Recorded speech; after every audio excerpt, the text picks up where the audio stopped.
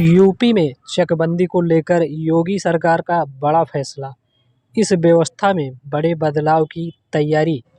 उत्तर प्रदेश में सरकार ने चकबंदी प्रक्रिया को सरल बनाने के लिए इसे ऑनलाइन करने का फैसला किया है।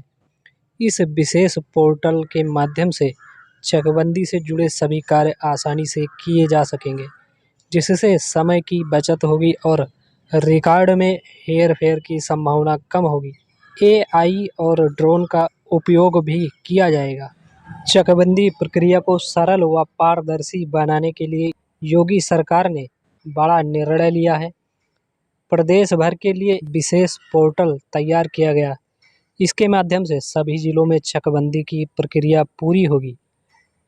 चक गाटाओं के बंटवारे से लेकर अन्य अभिलेख तक इससे अपलोड होंगे। अभी तक जिस कार्य को पूरा करने में वर्षों बीत जाते हैं, वह इस पोर्टल से 2-2 दिन में पूरा हो सकेंगे। रिकॉर्ड के हेरफेर पर भी अंकुश लगेगा। जिले में फिलहाल 4 गांव में चकबंदी संचालित है। इसमें सबसे बड़ा गांव साथनी है। चकबंदी से हर गांव में सार्वजनिक कार्यों के लिए भूमि चिन्हित होती है। चकबंदी के लिए ग्राम पंचायत की भूमि प्रबंधक समिति जिला स्तर पर आवेदन करती है।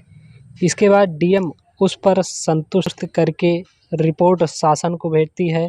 वहां से धारा 4 की घोषणा होती है। फिर चकबंदी विभाग गांव में सर्वे शुरू कर देता है। चिन्हित कराना चाह रहे हैं कि सभी किसानों से 2.5% जमीन का अग्रग्रहण किया जाता है।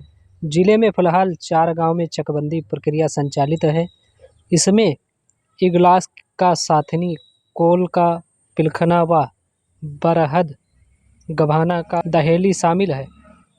इसमें 2 गांवों में तो पिछले 1.5 दशक से भी अधिक समय से चकबंदी चल रही है, लेकिन अभी तक यह पूरी नहीं हो पाई।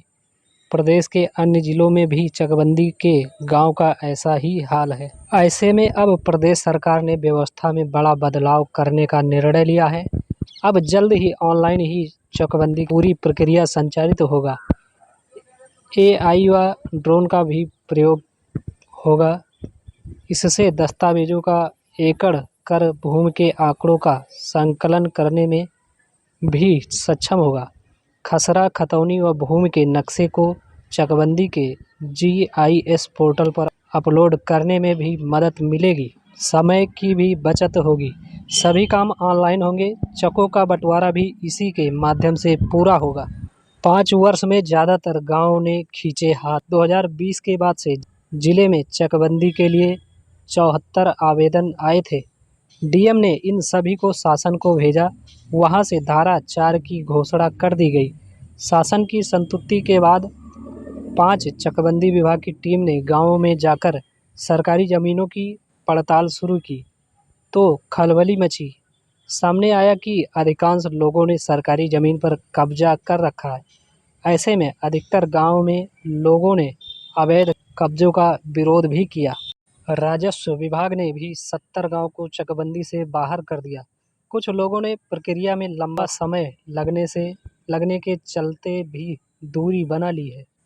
चकबंदी में प्रशासन किसानों से जमीन लेकर उसे नाली, खड़ंजा, चक्रोट, परिक्रमा मार्ग, शमशान गृह, खेल मैदान, स्कूल की जमीन, खाद के गड्ढे समेत अन्य काम के लिए चिन्हित करता है।